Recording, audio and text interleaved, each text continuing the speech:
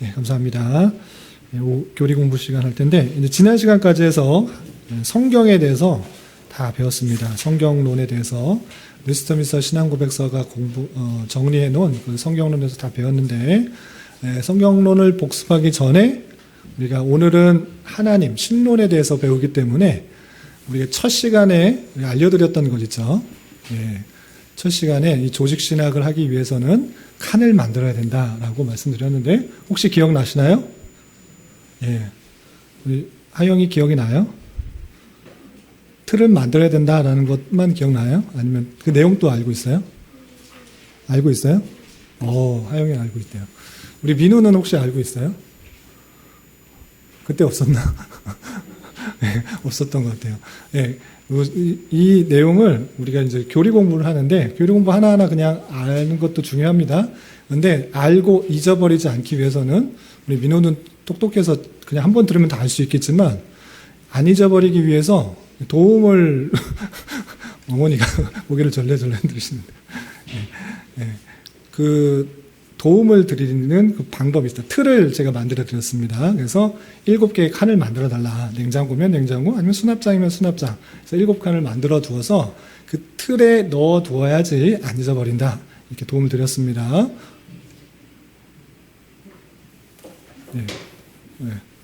그 틀부터 정리하고 성경론에서 복습하고 오늘 신론에 대해서 하겠습니다. 자, 7개의 틀 중에 제일 밑에 있는 것이 뭐죠? 성경론. 가장 먼저 우리가 나갈 때 가장 먼저 해야 될 것, 바로 잡아야 될 것입니다. 성경에 대해서 어떻게 생각해야 될 것인가? 내가 원하는 부분만 빼서 읽을 것인가? 또는 성경을 어떻게 받아들일 것에 대한 그 자세가 중요합니다. 그래서 성경론을 잘 해야지 그 뒤에 나오는 하나님인지 예수님인지 구원론인지 교회론인지 등등에 대해서 잘 할 수 있다. 그래서 늘 성경에 대해서 기초가 잡힌 다음에 그 기초 아래서 우리가 다른 것들을 생각한다라고 했습니다. 자, 두 번째 칸에는 어떤 걸 배우죠? 신론, 하나님에 대해서. 이 전체가 하나님께서 계시해 주신 내용인데 그 하나님이 어떤 분이신지를 배우는 그 신론이 있습니다. 그 다음에 인간론. 하나님께서 가장 마지막 날에 창조하신 그 인간이 어떤 모습인가? 어떤 형상으로 창조되었고 무엇을 하기 위해서 태어났고 또 죄악 가운데 있을 때 죄를 은혜를 받았을 때 모습은 어떤가 등등등 인간에 대해서 어떻게 표현하는지 성경에서 정리한 것이 인간론입니다. 그 다음에 나오는 것이 기독론. 인간이 어떻게 구원받는지 하나님에 대해서 본 다음에 하나님께서 만드신 가장 위대한 작품 인간에 대해서 생각한 다음에 인간이 타락해서 구원을 못 받았는데 그럼 누구를 통해서 구원받는가라고 할 때 예수님에 대해서 어떻게 설명하고 있는지 기독론이 나오는 것입니다. 그리고 기독론 다음에 나오는 것이 구원론. 예수님을 통해서 어떻게 구원을 받는지 구원이 그냥 단숨에 이루어지는 것인지 아니면 어떤 과정, 서정을 통하는 것인지 성경에서는 그 구원을 어떤 식으로 표현하고 있는지 자세하게 설명하는 그런 단계가 있습니다. 그리고 그 다음에 구원론 다음에 교회론. 구원받은 성도들, 그 사람들이 교회라고 할 텐데 교회로 모여서 어떤 일들을 하는가, 사역적인 측면과 어떤 은혜를 받을 수 있는지 그 다양한 것들에 대해서 표현한 것을 정리하는 교회론이 있는 것입니다. 그리고 종말론. 맨 위쪽에 교회론은 제가 어디쯤에 칸을 두라고 그랬죠? 눈높이. 하영이가 아주 잘 알고 있어요. 눈높이 둬서 우리가 실제 교회에서 어떤 일들을 해야 되는지, 어떤 사역들을 해야 되는지 자꾸 교회로는 교회의 모든 해야 될 일들을 눈앞에 자꾸 쌓아두자, 정리해두자라고 했고 또 종말론, 맨 마지막 종말론은 자신의 눈보다 위피 두어서 항상 종말의 때를 바라보면서 살아가자. 멀리 바라보면서 종말의 때가 있다는 것들을 염두에 두고 이 땅에서의 삶이 아니라 종말의 때가 있다는 것들을 염두에 두고 살아가자 이렇게 했습니다. 우리 김태호 성도님 7칸 외우실 수 있으시겠어요? 모르겠어요. 자주 이렇게 반복하여 드리는 이유가 어렵지만 다시 한번 외워주십사라고 해서 반복을 하는 거니까 지금 당장에 못 외우시더라도 조금씩 3단계까지 3층까지는 외워두시고 이런 식으로 알아주셨으면 좋겠습니다. 그래서 맨 처음 이제 맨 밑에 칸에 있는 성경론, 가장 기본이 되는 밑바탕이 되는 성경론에 대해서 지난 오랜 시간 동안 했는데 잠시 복습하고 넘어가겠습니다.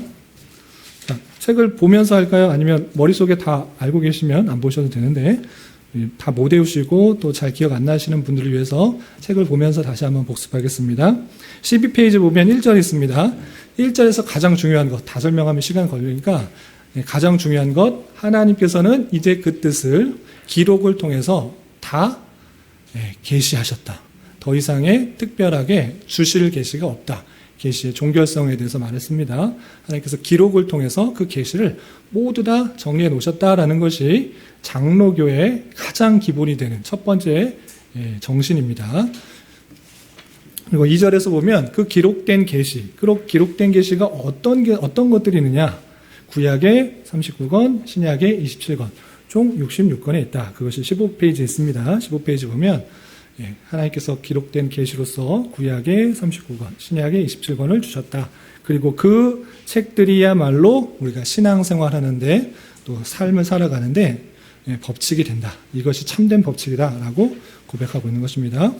또 16페이지 보면 3절에 있어서 핵심적인 내용은 이 66권 외에 외경이라는 것들이 있는데 외경이나 또 위경 뭐 여러 가지 것들이 있는데 66권 외에는 우리가 정경으로 받아들이지 않는다. 외경은 그냥 참고 정도, 생각할 수 있는 정도로는 쓸 수 있지만 성경에 덧붙이는 것을 우리가 용납하지 않는다.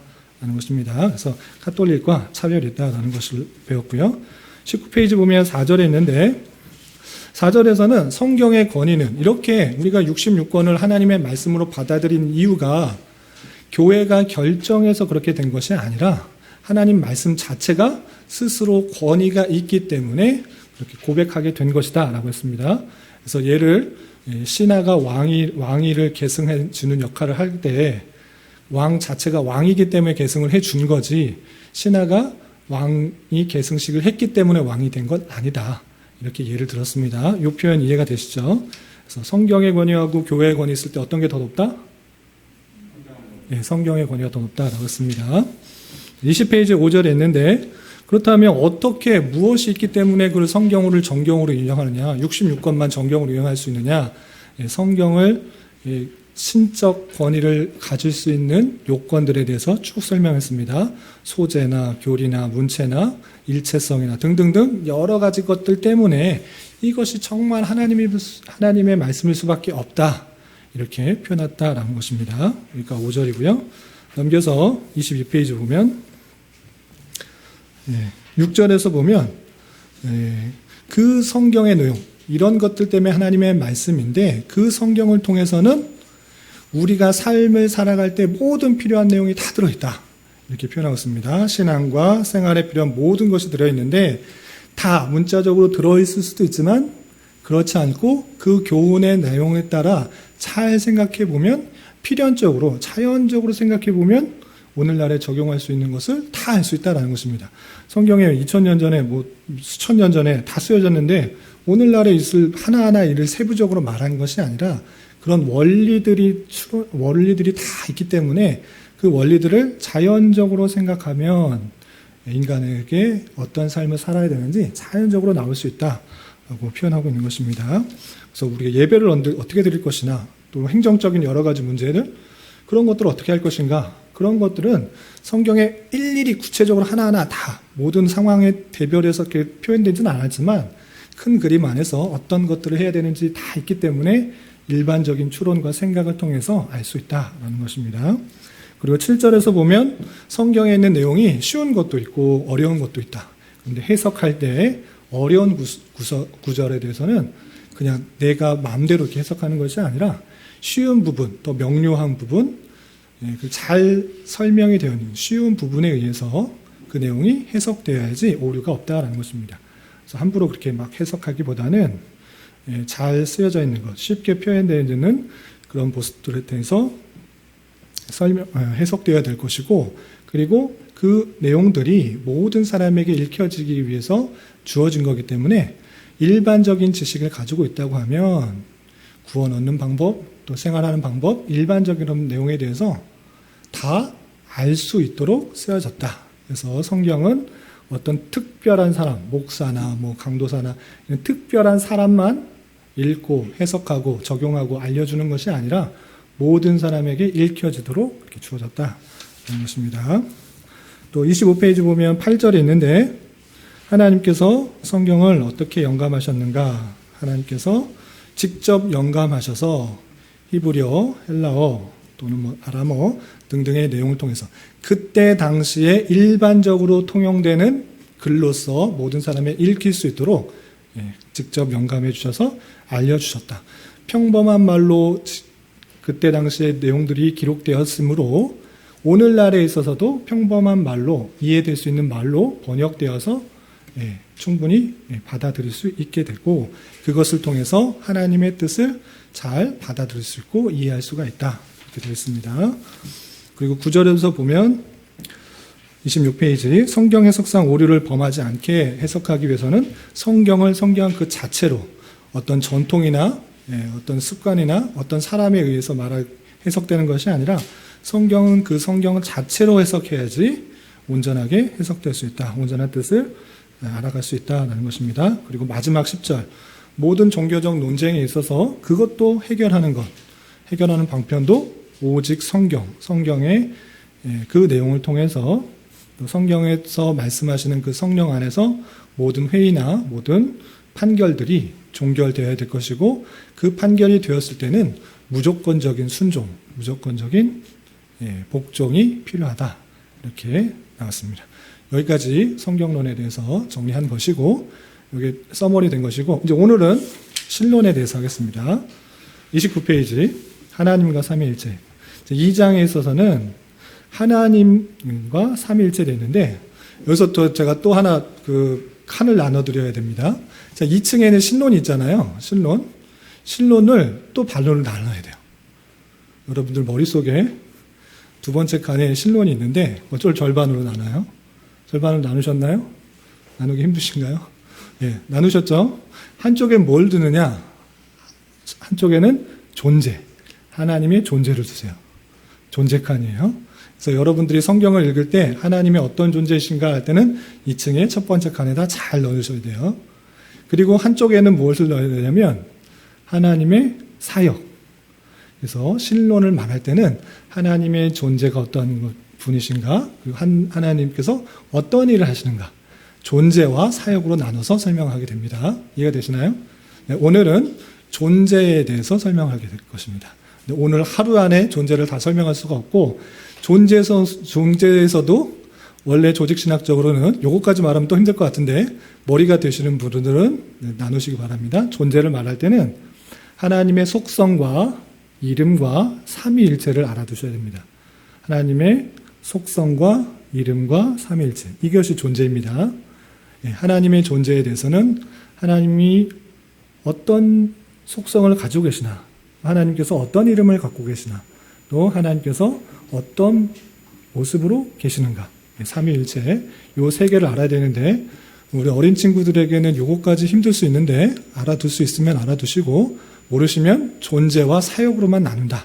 오늘은 존재에 대해서 일부분 중에서도 속성이 너무 많은데 하나님께서 성경책 66권에 성경 60권에 다양한 속성을 보여주셨는데 너무나 많기 때문에 그 중에 속성에서 일부를 배울 거예요. 이해가 되시나요? 예. 그래서 원래는 존재장의 속성과 이름과 삼위일체가 있는데 삼위일체는 다 다음 주에 배우고 오늘 속성 중에서도 절반 내용을 배운다. 이렇게 이해하시면 됩니다. 그럼 하나님께서 어떤 속성이 있는지 많은 것 중에 1절 중에서도 절반만 오늘 배우도록 하겠습니다. 1절 29페이지 1절 있죠. 우리 네모칸 안에 있는 그 부분만 한번 같이 읽어보겠습니다. 시작. 오직 한 분의 살아계시고 참되신 하나님이 계시는데 그는 존재와 완전함에 있어서 무한하시고 지극히 순결하신 영이시며 보이지 않으시고 몸이나 지체나 성정이 없으시다. 그는 변치 아니하시며 무궁하시고 영원하시며 사람이 이해할 수 없으며 전능하시며 지극히 지혜로우시고 지극히 거룩하시고 지극히 자유로우시고 지극히 절대적이어서 그 자신의 변치 않고 지극히 의로우신 뜻의 계획대로 그 자신의 영광을 위하여 모든 일을 행하신다. 예, 여기까지였습니다. 이거 뒤에 더 있는데 설명 하나하나 설명하면 길어지니까 일단 오늘 할 수 있는 분량까지만 하겠습니다. 한 문장에서도 한 부분씩, 한 속성씩 설명하도록 하겠습니다. 첫 번째, 오직 한 분의 살아계시고 참되신 하나님이 계신다라고 했습니다. 하나님은 몇 분이신가? 라고 할 때 항상 어떻게 말해야 되죠? 하나님은 한 분. 삼위일체, 성부 하나님, 성자 하나님, 성령 하나님, 삼위의 하나님인데 왜 한 분이십니까? 라고 할 때 왜 한 분이라고 말할 수 있습니까? 성경이 늘 한결같이 한 분 하나님이라고 쓰여있기 때문에 그렇습니다. 삼위일체 때도 설명하겠지만 삼위로 계시는 한 분 하나님입니다.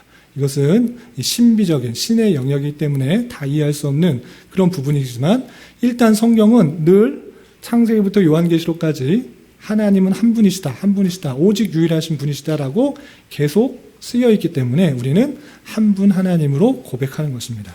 대표적인 그 구절이 신명기 6장 4절에 이렇게 되어 있습니다. 이스라엘아 들으라, 밑에 구절에 있는 겁니다.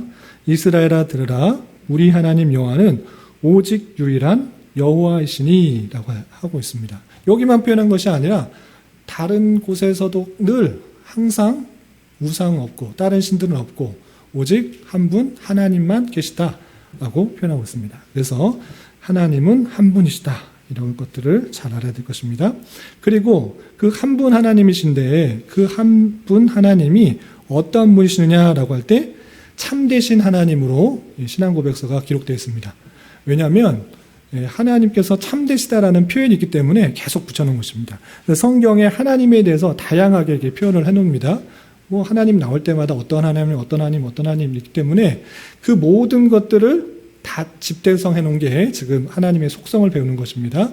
그래서 하나님의 속성 중에서는 한 분이실 뿐만 아니라 참되시다라는 표현이 있는 것입니다. 어떤 표현이 있느냐? 대표적인 구절만 보면 예레미야 10장 10절을 보면 오직 여호와는 참 하나님이시오, 살아계신 하나님이시오. 예, 살아계시며 참하십니다. 다른 것들은 신이 아니다. 다른 것들은 사람이 만든 어떠한 존재일 뿐이지, 우상일 뿐이지, 사람이 지은 형상일 뿐이지, 예, 참된 신이 아니다라고 표현한 것입니다. 그러나 하나님, 참된 신은, 참된 신으로 할 것은 오직 하나님밖에 없다라는 것입니다.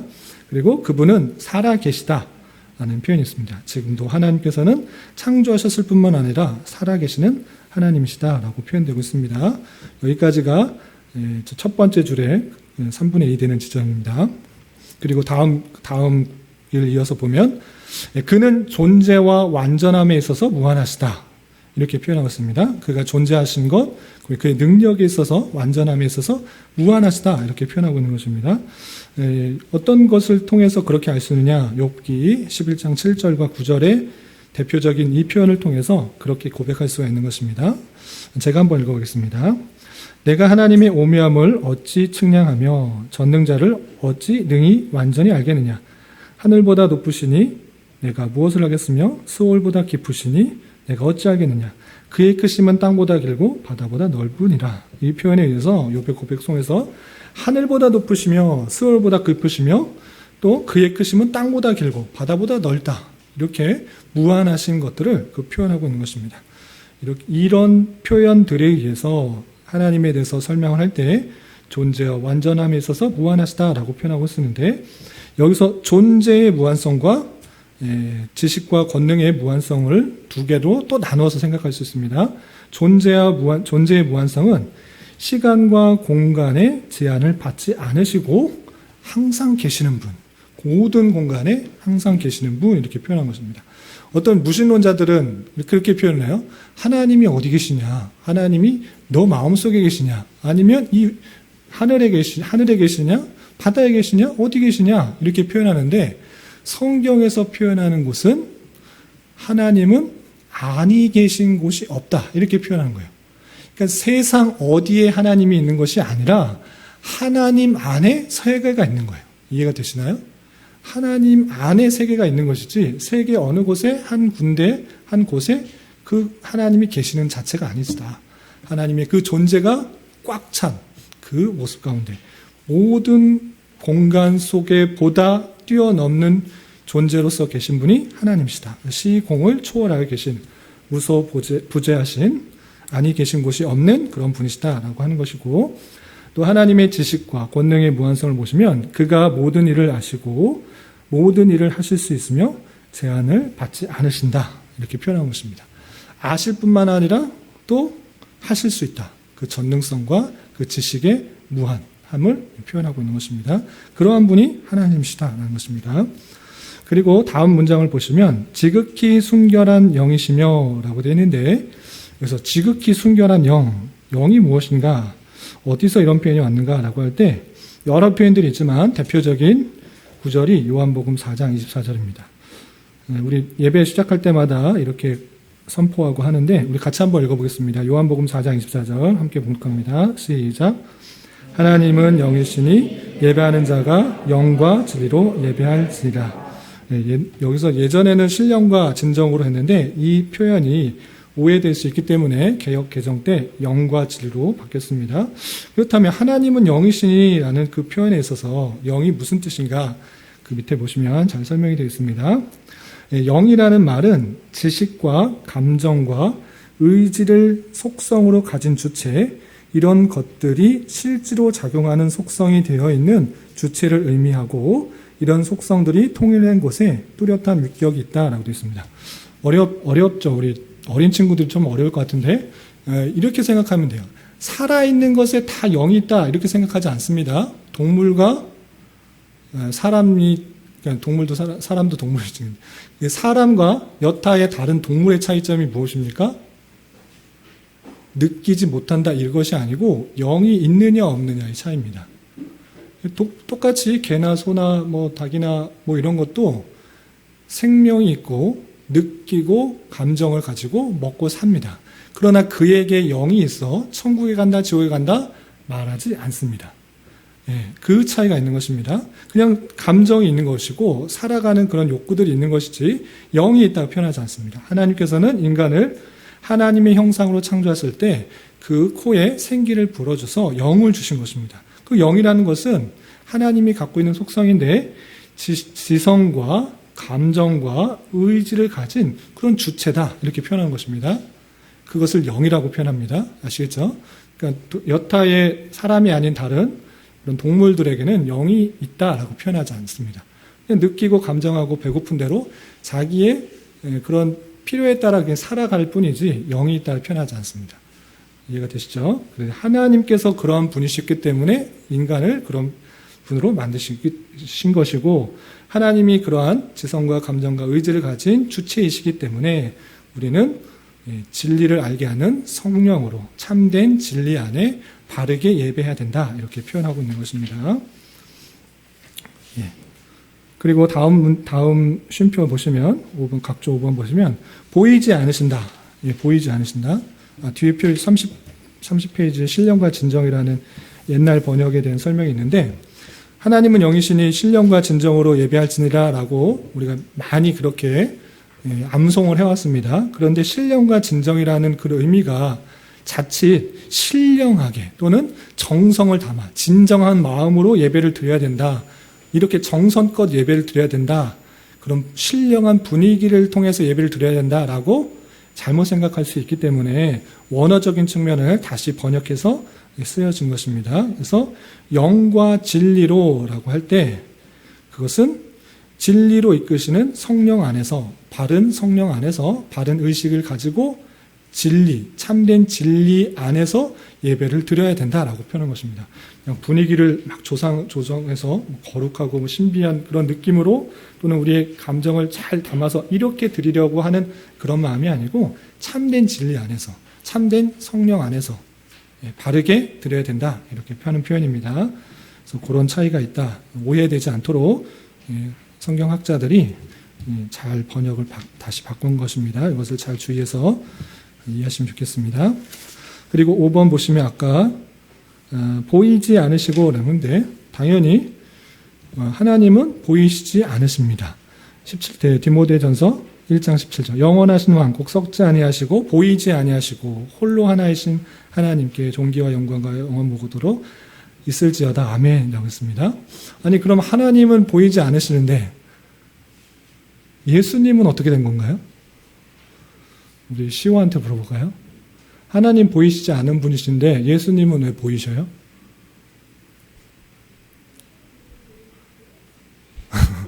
예수님이 물어보는 거예요? 예수님 안 보였어요? 네.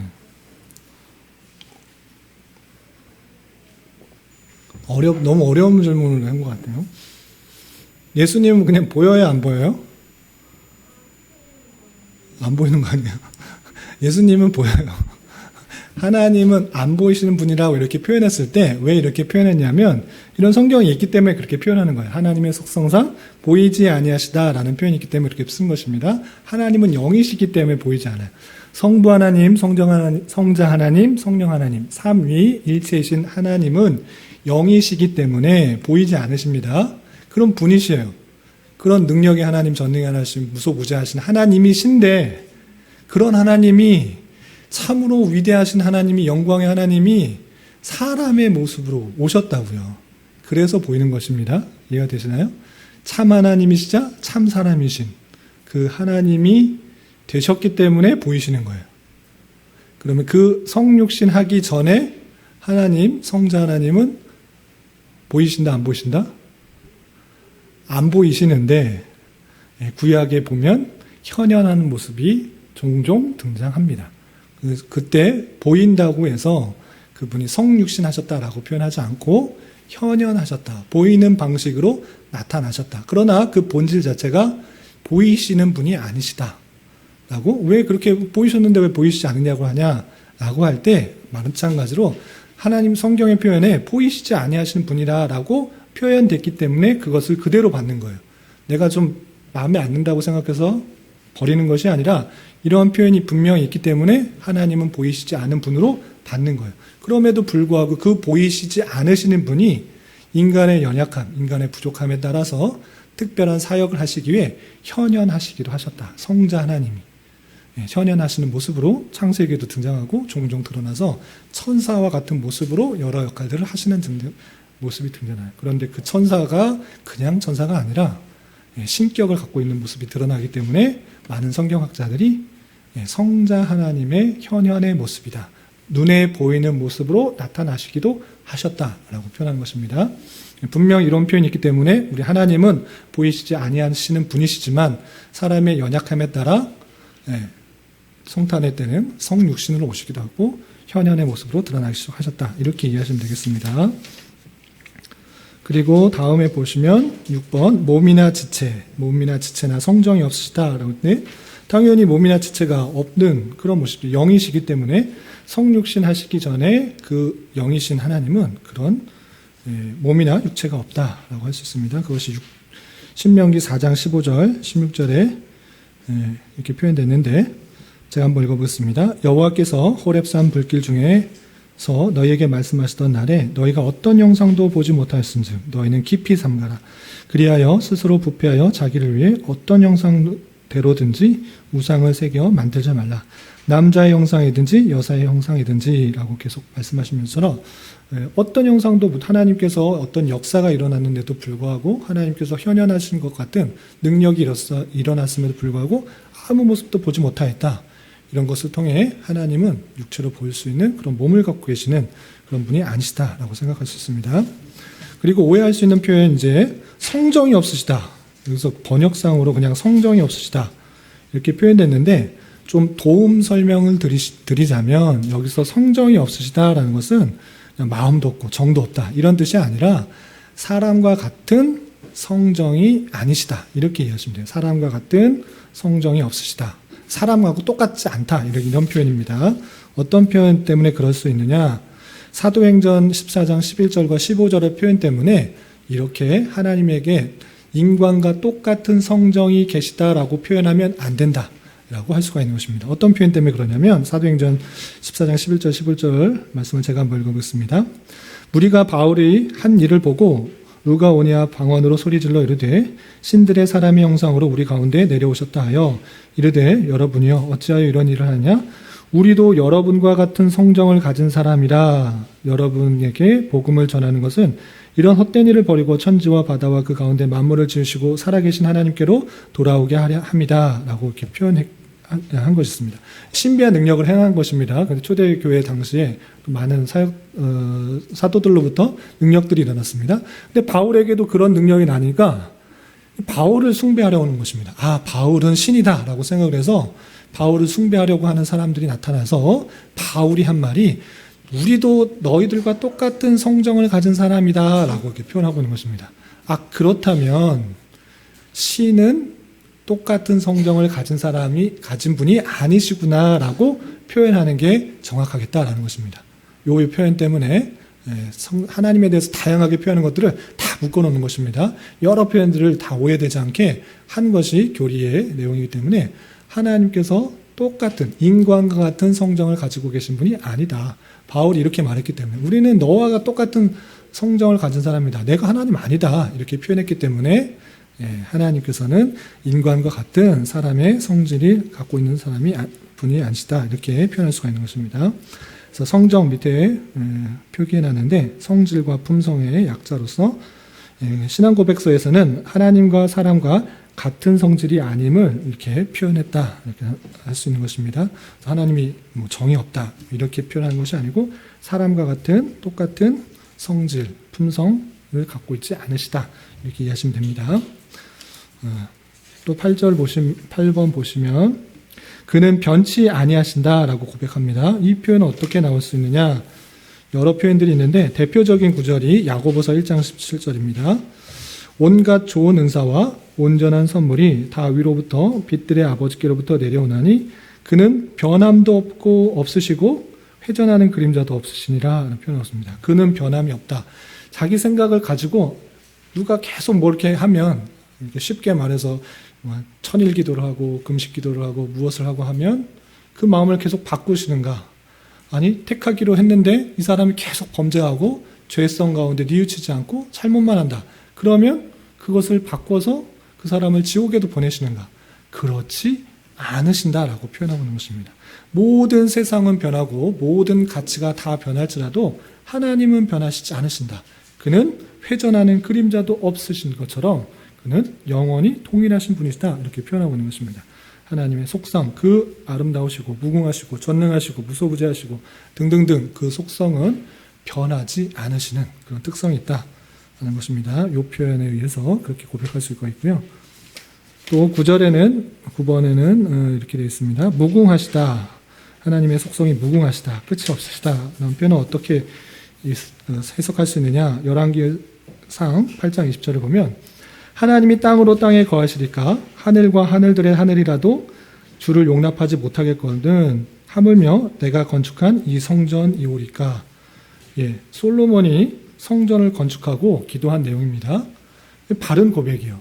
성전 만들어 놓고 이곳에 하나님이 계신다라고 생각하는 건 상당히 불손한 생각일 수 있다. 성전에만 하나님이 계시는가? 하나님이 하늘의 하늘이라도 주를 용납할 수가 없는 분이다. 하나님 안에 이 세계가 있는 것이지 이 세계 또는 이 세계 중에 이스라엘 중에 예루살렘 중에 그 성전 아주 조그만 거 지어놓고 이곳에 하나님이 계시다? 이렇게 생각하는 자체가 불손한 것이다. 하나님은 무궁하시다. 끝이 없으시다. 이렇게 표현하고 있는 것을 볼 수 있습니다. 그럼에도 불구하고 하나님께서 이 세상 가득 있으시지만 너희들과 함께 있다라는 것들을 보여주기 위해서 성막을 짓게 하시고 또 성전을 짓게 하신 것입니다. 하나님이 너희들과 함께 계신다. 임마누엘, 그 하나님이 너희와 함께 있다는 것들을 알려주기 위해서 성전과 성막을 짓게 하신 것이고 그분이 실제로 예표한 핵심 예수 그리스도가 이 땅에 오신 것, 아들을 낳으리니 그 이름을 예수하라. 또 그 이름을 임마누엘이라 라고 했을 때 그 성막의 예표의 핵심이 예수 그리스도시다라는 것들을 보여주고 있는 것입니다. 이런 표현에 의해서 하나님께서 어느 한 장소에만 계시는 것이 아니다. 끝이 없으시고 가득 차 계시다. 라고 이해하셔야 됩니다. 구절도 맨 끝에 보시면 여호와가 말하노라 나는 천지에 충만하지 아니하냐라고 하는 표현을 통해서 하나님께서 하늘과 땅에 충만하게 가득 계신 분이시다. 이렇게 이해하시면 되겠습니다. 또 10번 보시면 영원하시다라는 표현이 있는데 영원하신다는 표현이 많이 등장하죠. 대표적인 구절 시편 90편 2절 우리 한번 같이 읽어보겠습니다. 시작. 산이 생기기 전 땅과 세계도 주께서 조성하시기 전 곧 영원부터 영원까지 주는 하나님이시다. 네, 하나님이시니다.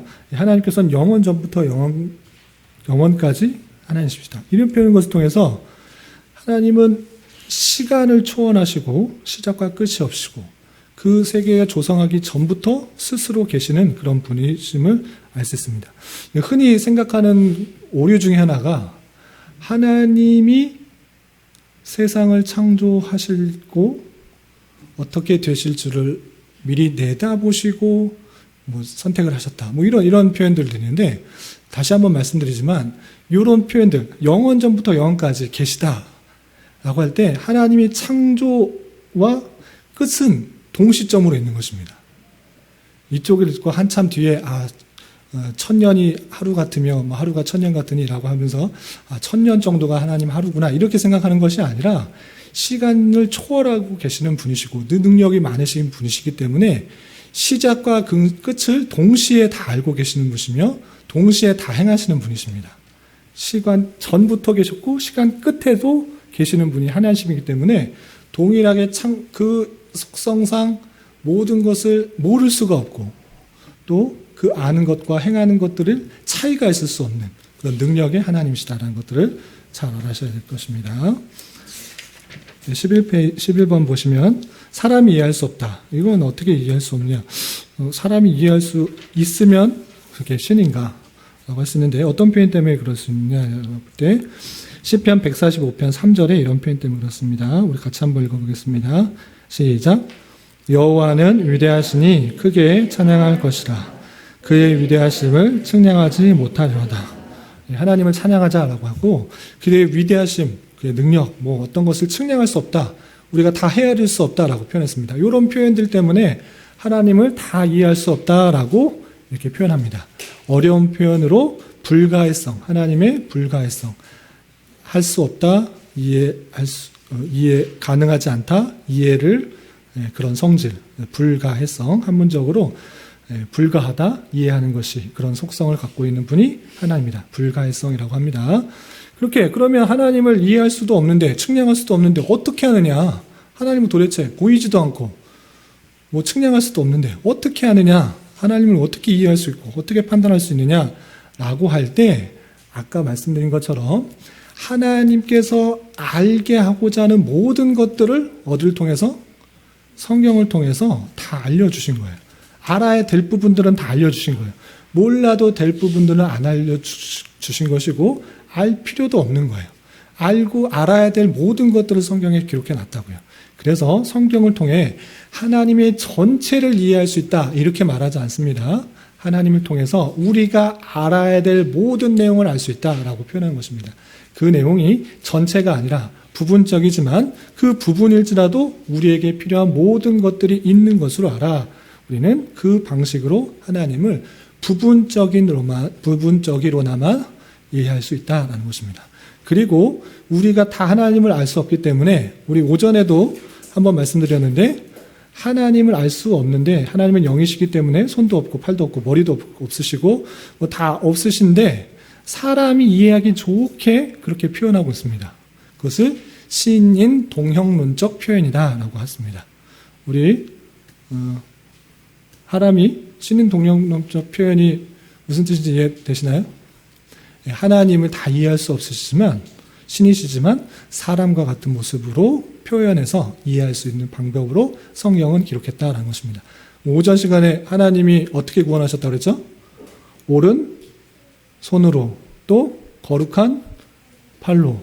하나님이 오른손이 있으시고 또 왼손이 있으시고 그러신 분이신가요? 그렇게 않고 사람이 이해하기 쉽게 오른손으로 구원하셨다. 힘 있는 손으로 이렇게 구원하셨다는 것이고 거룩한 팔. 하나님이 거룩한 팔이 있고 거룩하지 않은 팔이 있는 것이 아니라 하나님이 사람과 구별되는 그런 신비적인 힘으로 구원하셨다는 것들을 표현하기 위해서 인간이 이해하기 쉬운 방식으로 하는 것입니다. 비슷한 표현으로 하나님이 후회하셨다, 슬퍼하셨다, 이런 거 있습니다. 하나님께서 세상을 만들어놨더니 사람들이 아담 이후 태어난 사람이 계속 죄만 져. 그러시고 슬퍼하시고 한탄하셨다. 이런 표현이 나옵니다. 아, 그럼 하나님께서 실수하셨구나. 이런 거 잘 모르셨는데 정말 죄악된 그 인생 때문에 하나님의 그 피조세계가 완전히 엉망이 됐구나. 아, 하나님께서 어쩔 수 없으시구나. 이렇게 생각하는 방식이 아니라 사람이 이해하기 쉬운 방식으로 그냥 기술될 뿐이에요. 하나님이 모르신 것도 아니고 하나님께서 슬퍼하신다, 후회하셨다, 그런 일이 있을 수가 없는 것입니다. 창조부터 그 종말까지 모든 일을 동시에 아시는 분이시라고요.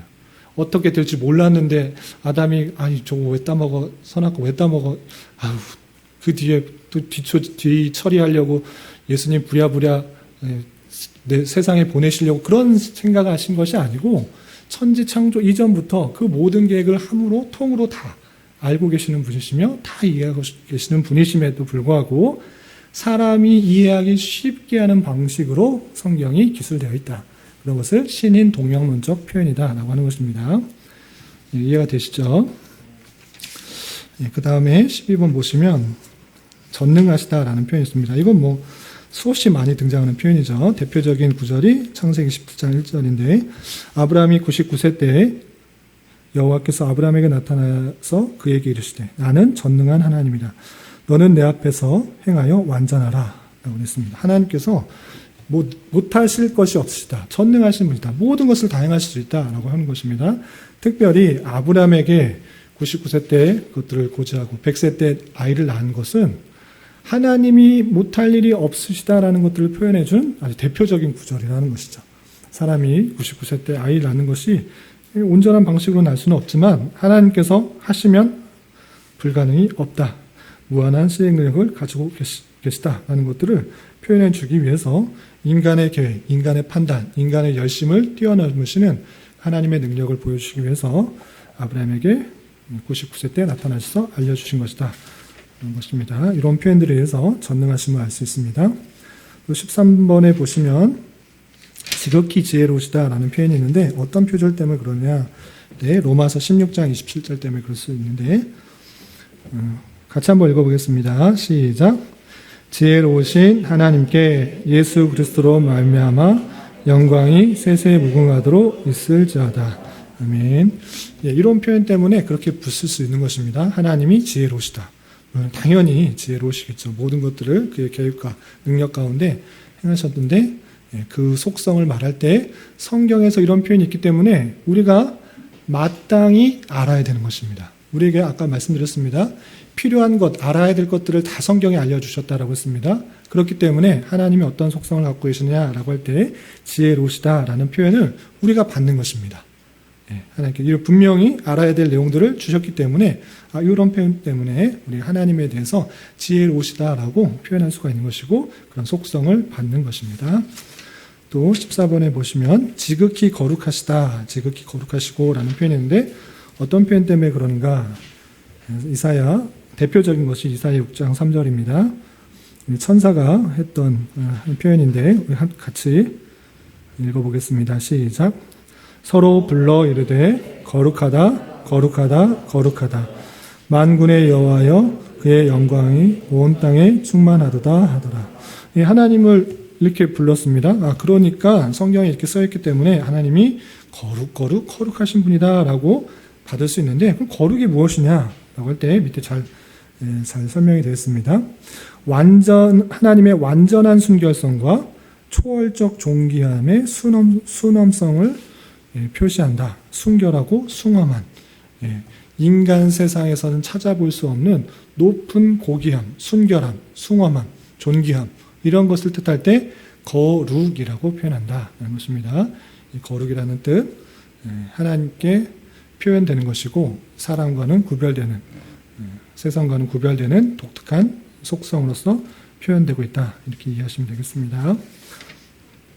또 15번에 보시면 지극히 자유로우시다. 하나님이 지극히 자유로우시다.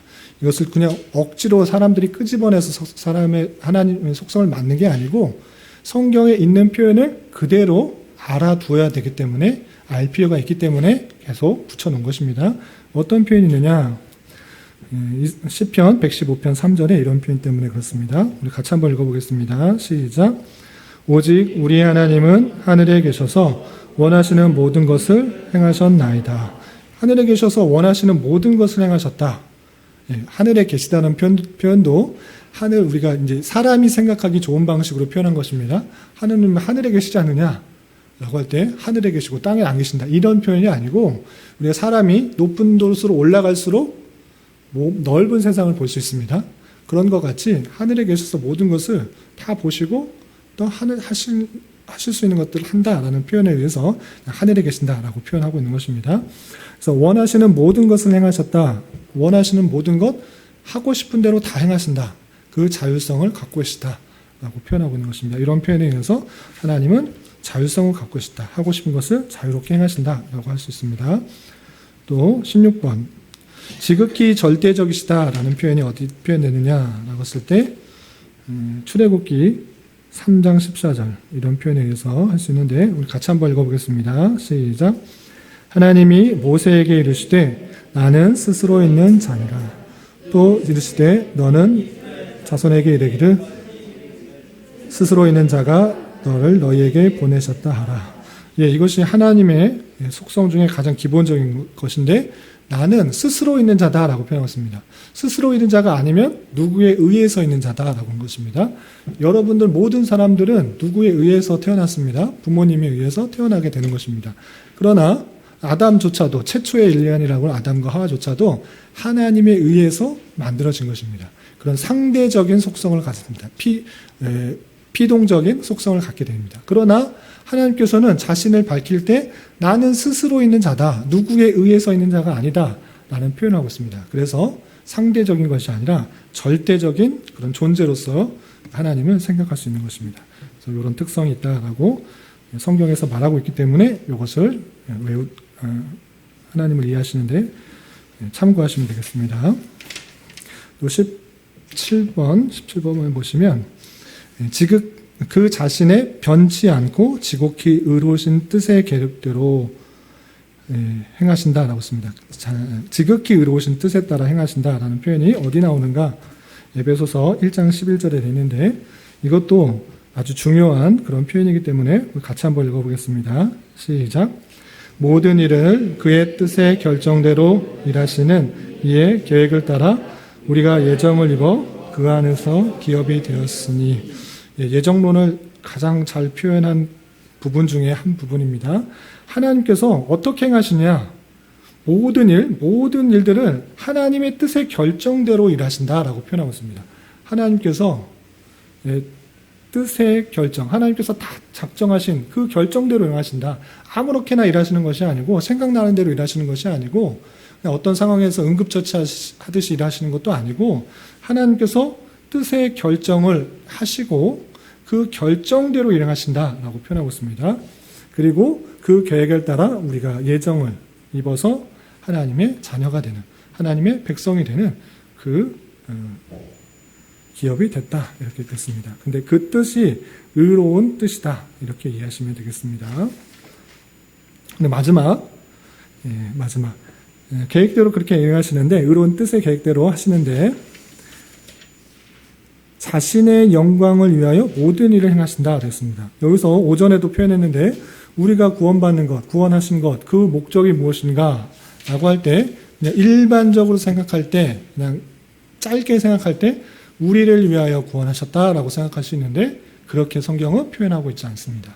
자신의 영광을 위하여, 자신을 위하여 너희들을 구원하셨다 이렇게 표현하고 있습니다. 하나님께서 그렇게 계획하셨고 그것이 하나님의 능력이기 때문에 온전히 그 구원받은 것에 의해서 감사, 찬송, 영광을 올려드릴 수 있도록 자기를 위하여 그렇게 행하셨다라고 표현하고 있습니다. 그런 표현이 성경에는 수도 없이 드러나는 것입니다. 그리고 대표적인 구절 중에 하나가 나와 있는 것처럼 잠언서 16장 4절입니다. 16장 4절 함께 읽어보겠습니다. 시작. 여호와께서 온갖 것을 그 쓰임에 적당하게 지으셨나니 악인도 악한 날에 적당하게 하셨느니라. 이 표현에서 그 쓰임에 적당하게 라는 표현이 하나님의 영광, 하나님의 뜻하신 것을 위해서 그렇게 했다 이렇게 표현한 것입니다. 악한 것과 선한 것에 대립구도가 있는 것이 아니라 악한 것조차 하나님께서 사용하셔서 하나님의 뜻을 이루는 방편으로 사용하신다라는 것입니다. 악한 것이 없다고 하면, 죄가 없다고 하면 예수 그리스도께서 이 땅에 오실 필요가 있는가? 없는가? 그럼 예수님께서 이 땅에 오시지 않는다고 하면 하나님께서 그 택하신 백성을 얼마나 사랑하시는지를 알 수 있는가 없는가? 생각해 보면 어느 정도 논리가 풀려지는 것입니다. 그럴 때 하나님께서 악한 것도 악한 날에 적당하게 사용하신다. 사단도 하나님의 도구일 뿐이지 하나님의 영광을 드러내고 악한 역할을 해서 하나님의 사랑과 공의와 정의를 드러내는 수단일 뿐이지 하나님께서 통제를 못하셔서 저렇게 날뛰고 있는 것이 아니다. 이렇게 생각할 수가 있어야 되는 것입니다. 더욱더 하나님을 의지하며 하나님의 영광을 위해서 하나님의 통치하심을 위해서 쓰여지는 것일 뿐이다. 이렇게 이해하시는 방식으로 생각해야 되는 것입니다. 모든 것이 창조 목적이 아까도 말씀드렸다시피 하나님의 택하신 백성만 하나님을 찬양하라 이렇게 표현하지 않습니다. 사람을 지은 목적 자체가 하나님의 영광을 찬송하기 위해서 만드신 것입니다. 우리가 아까 잘 만든 우리 이렇게 벽을 붙이는 것이나 뒤에 시온이가 만들어 놓은 이렇게 작품이나 등등 여러 가지를 만들 때 잘 만들었다 이렇게 표현한 것처럼 이 세상 우리가 만들 수 없는 하나조차 생물, 식물, 동물 어느 하나조차 만들 수 없는 그런 연약한 존재인데 그거 하나를 보고서도 하나님께 영광을 돌릴 수 있고 만든 사람을 찬송할 수가 있어야 되는 것입니다. 그 찬송하는 것으로 목적이 있는데 인간의 부패와 타락으로 말미암아 그것들이 어그러지고 찬송하지 않고 하나님에 대해서 전혀 감사하지 않는 그런 완악한 모습 가운데 있는데 다시 하나님이 어떤 분이신지를 알고 우리를 구속해 주신 것도 알고 계속적으로 섭리하신 분도 알고 또 심판하시는 분인 줄 알아 그 사랑하시는 백성을 올바르게 살아가도록 심판하시고 징계하시고 채찍하시고 그렇게 하시는 분이신 줄 알아 더욱더 하나님을 높이는 자가 되고 그 모든 것들이 하나님을 찬송하기 위해서 하나님의 영광을 위해서 살아가는 것이 인간의 목적이다. 어떤 위치에 오르는 것이 중요한 것이 아니라 무슨 일을 하는 것이 중요한 것이 아니라 그런 위치와 그런 자리에서 정말 하나님을 높이고 있는가 하나님을 찬송하고 있는가 하나님을 욕되게 하고 있지는 않은지를 되돌아보면서 하나님께 참으로 영광되는 자로서의 삶을 살아가는 것이 필요하고 그것이 하나님께서 우리들에게 원하시는 목적이다. 그리고 악한 것도 하나님께서 적당하게 사용하신다. 이 자세로 하나님 세상을 통치하시는 하나님의 주권을 바라보며 나아가는 그런 자세로 나가는 것입니다. 여기까지가 하나님의 속성 중에 일부입니다. 더 많이 있잖아요. 더 많이 있는데 그냥 중요한 것들만 이렇게 해놓은 것이고 다음 주에 속성 뒷부분을 하겠고 속성이 끝난 다음에 성경 웨스트민스터 신앙고백서는 하나님의 이름에 대해서는 잘 설명하지 않아요. 하나님 이름이 어떤 뜻인지 풍성한 것들이 많은데 웨스트민스터 신앙고백서는 그런 것이 생략되어서 아쉽지만 다음에 교리 공부할 때 하나님의 이름을 설명하면서 그 속성들도 잘 알 수 있으면 좋겠습니다. 그리고 하나님의 속성이 끝난 다음엔 바로 삼위일체에 대해서 나옵니다. 삼위일체에 대해서 더 잘 알고 하나님이 어떤 존재로 계시는지 잘 이해할 수 있으면 좋겠습니다. 그럼 32페이지 복습하고 정리하고 마치겠습니다.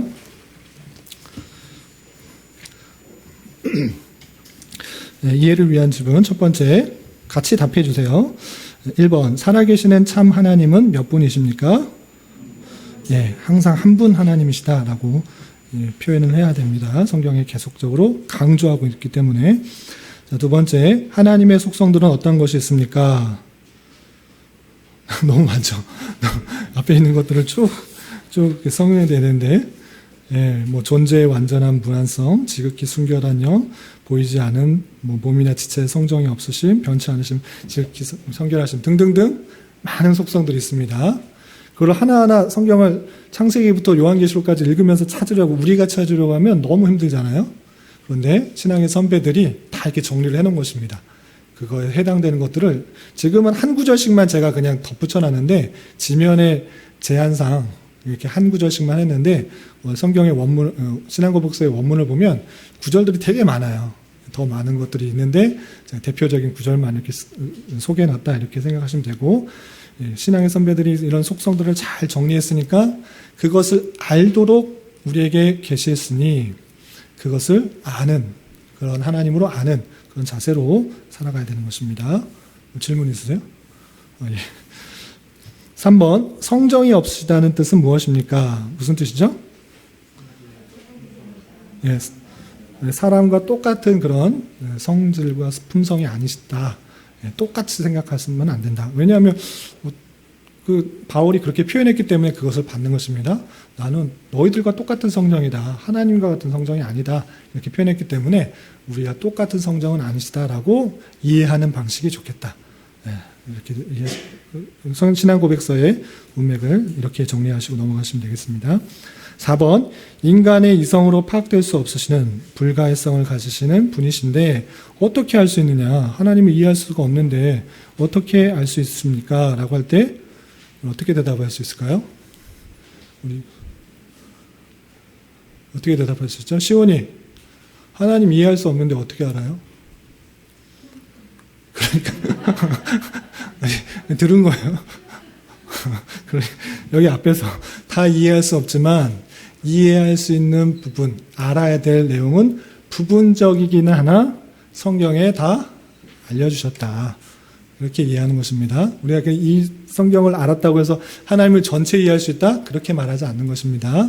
우리가 알아야 될 내용들은 다 성경에 있기 때문에 성경을 통해 부분적인 하나님을 이해하는 방식이고, 그 하나님을 통해서 우리가 깨달아야 할 모든 내용은 다 알기 때문에 그 방식으로 하나님을 알아간다는 것입니다. 그러나 성경에 하나님을 측량할 수도 없고 무한할 수, 이런 표현을 때문에 우리가 하나님을 다 안다 이렇게 표현할 수가 없는 것입니다. 차이를 아시겠죠? 알아야 될 내용은 성경에 다 있다. 그러나 그것이 하나님 전체는 아니다. 이 정도로 정리하고 넘어가시면 됩니다. 5번, 하나님의 뜻과 모든 일들의 최종적인 목표는 무엇입니까? 예, 하나님의 영광, 자신의 영광입니다. 예, 우리를 통해서 하나님께서 영광 받으시기를 원하신다고요. 우리의 삶의 목표가 어디에 있는지 잘 점검해 보며 그 방향이 틀어지지 않도록 해야 될 것입니다. 적용을 위한 질문. 1번, 하나님의 뜻대로 이 세상을 다스려 가신다고 하면 왜 이 세상에 악한 것들이 존재할까요? 이렇게 질문하는 사람 많죠? 하나님이 이렇게 수많은 악들이 존재하고 하나님이 계시다고 하면 저렇게 흉악한 범죄자들을 가만히 둘 수 있느냐? 또 이슬람 테러 단체 등등등 악한 것들이 이렇게 많은데 하나님이 계시면 어떻게 저 사람들을 그냥 놔둘 수 있느냐? 라는 식으로 비판하고 부정하는데 어떤 식으로 말을 할 수 있을까요?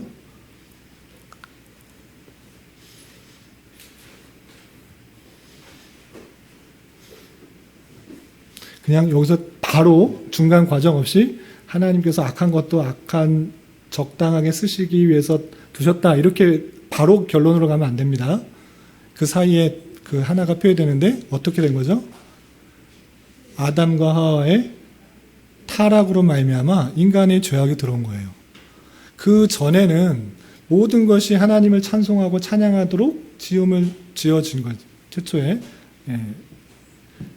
에덴 동산을 만드시고 아담과 하와를 만드실 때는 다 보기에 좋으셨어요. 아름답다는 뜻인 것이 아니라 쓰임에 하나님께서 원하시는 대로 다 그대로 되었다는 뜻입니다. 그런데 그 죄가 들어옴으로 말미암아 계속적으로 파괴하게 된 거죠. 인간이 세상을 파괴하고 인간이 계속적으로 부패와 타락 가운데 하나님을 떠나서 행한 그런 모습으로 드러난 것이지, 하나님이 그렇게 했다 이렇게 표현하면 오해가 될 수 있는 것입니다. 아담과 하와의 죄악으로 말미암아 그 타락한 백성들, 하나님을 떠난, 하나님의 말씀을 따르지 않는 그 백성들이 행하는 것이 계속적으로 자신의 유익과 자신의 목적을 달성하기 위한 그런 속임과 불의와 사기와 등등등 악한 것들로 계속하다 보니까 그런 악한 세상이 되어진 것이지, 하나님이 계셔서 그렇게 했다 이렇게 표현하지 않는다고요.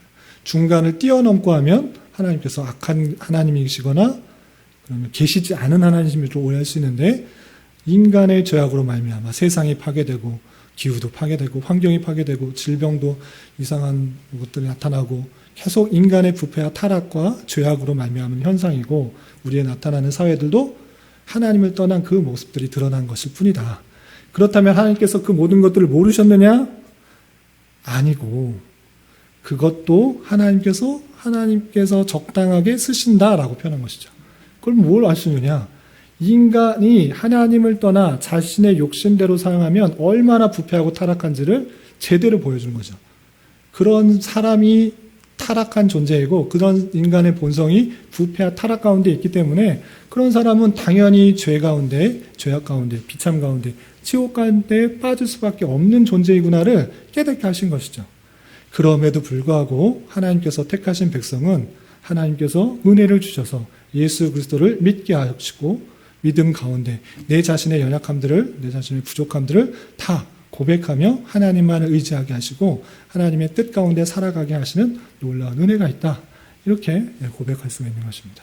그래서 악한 것들이 왜 존재하느냐?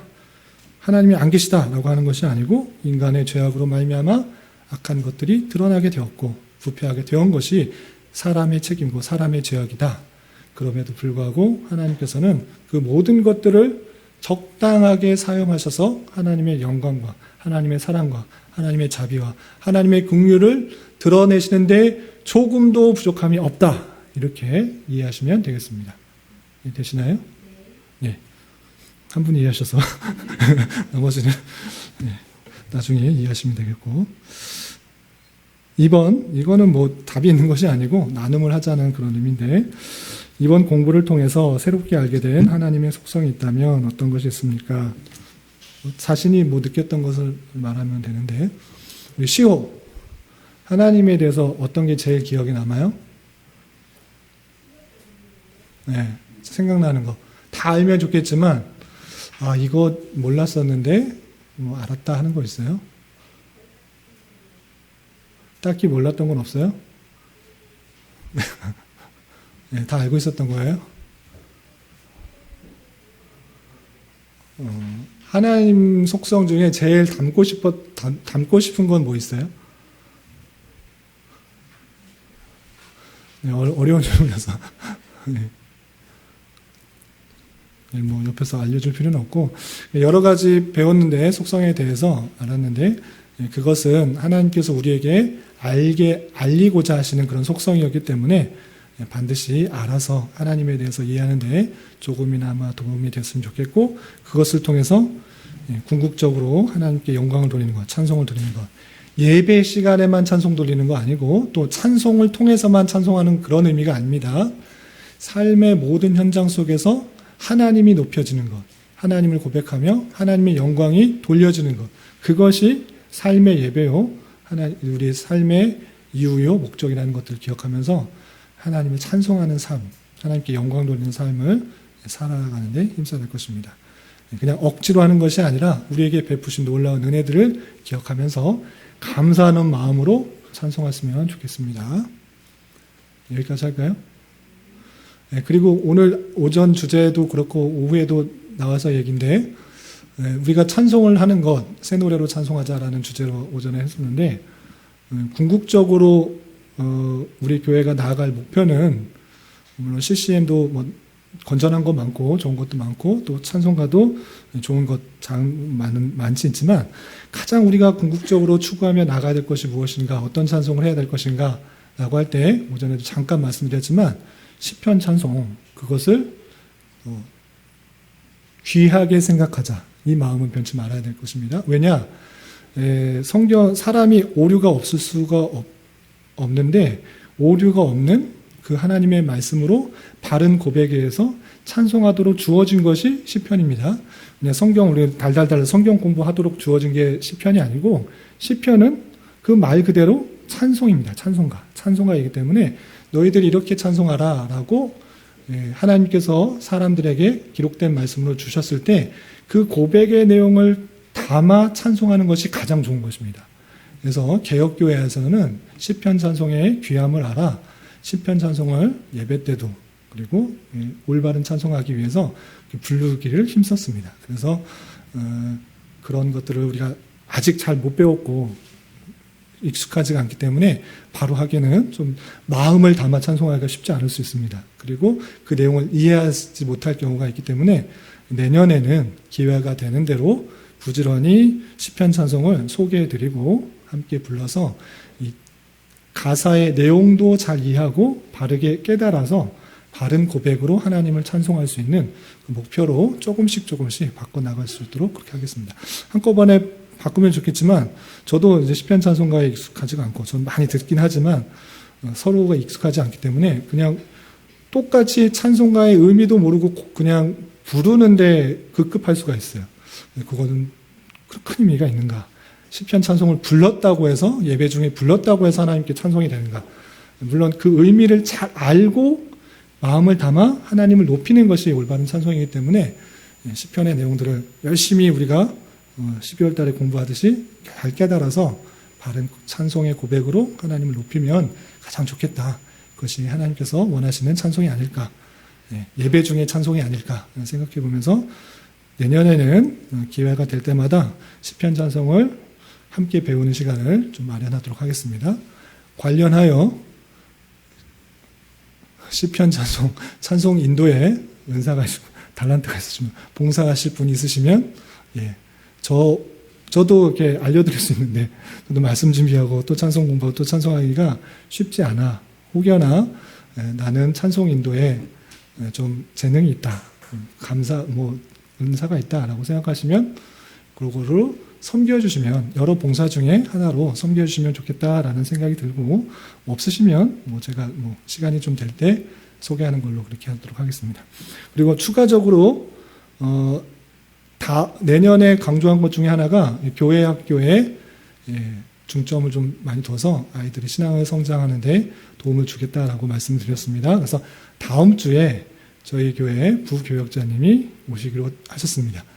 이번 주에 전 교회에서 섬기시던 교회에 정식으로 인사하고 다음 주에 저희 교회 부임하셔서 섬기시게 될 건데 다음 주에 강도사님이 오시면 마찬가지로 계속 강조하는 것이지만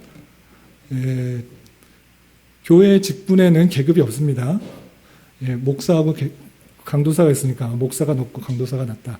이런 거 아니고 똑같이 하는 일이 다른 것입니다. 그렇기 때문에 목사를 존중해 주시, 저를 존중해 주시시 강도사님을 존중해 주시고 섬겨 주시면 되고 모든 형제 자매가 성도, 거룩한 백성이라는 것들을 기억하면서 직분이 계급이 되지 않도록 조심스러우면 좋겠고 12월 19일 날 교회 설립을 할 때 지난번에 한번 말씀드렸지만 개혁교회 안에서 직분을 집사와 장로 중에서도 세 부분을 나눌 수 있는데 그 부분만 인정하고 나머지 것들은 조심스럽게 생각하는 경향이 해야 되는데 그것을 오늘날의 여타의 교회들은 직분을 계급으로 생각해서 나는 권사인데 어떻게 집사가 나는 장로인데 집사가 이렇게 생각할 수가 있기 때문에 그런 것은 상당히 조심스럽다고 했습니다. 다시 한번 말씀드리지만 주 안에 모두가 한 형제요 자매요 계급이 있는 것이 아닙니다.